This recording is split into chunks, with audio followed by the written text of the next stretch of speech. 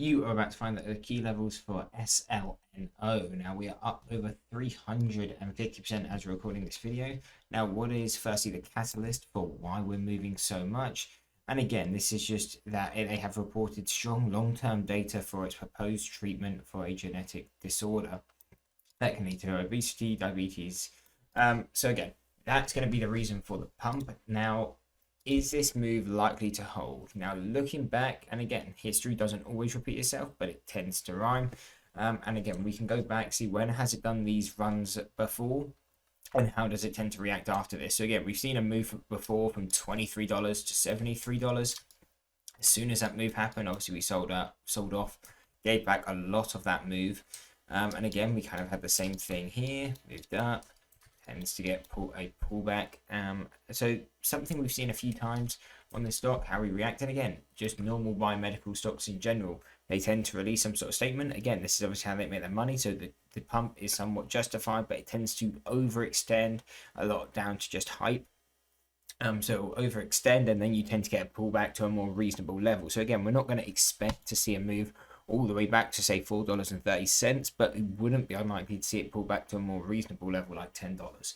But now we'll go over the key levels and go through what we're really paying attention to on this stock. And I think the easiest way to show this is by zooming out, looking at the standard deviation charts. This is how we do a lot of our technical analysis. And what you can see is where we're sitting above. So this third deviation is normally what we're paying attention to, either as a resistance or support, depending which way we're trading.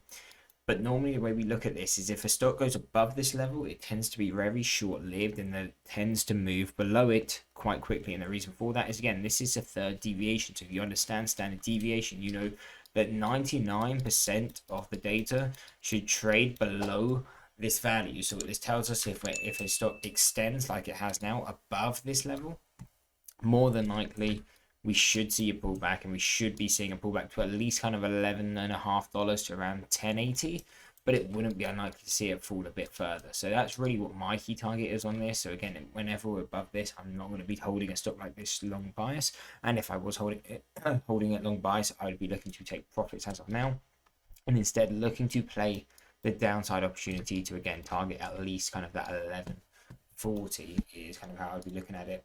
Now, it is hard to borrow, but it does mean that we can trade it short bias. The main problem we have with this stock, though, is there is no options available. So it can mean shorting this can be quite difficult because obviously we can't put the protection in line. So what it means is definitely I wouldn't hold it overnight. I would look to day trade it only.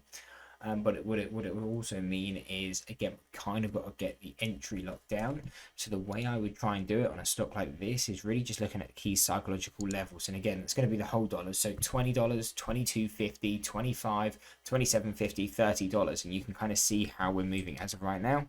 Came into 25 for the first time, pulled back. So that's really what we'd be looking at. We kind of miss this opportunity. You could look to be shorting the $20 level because, again, that's where you got the anchored and normal VWAP.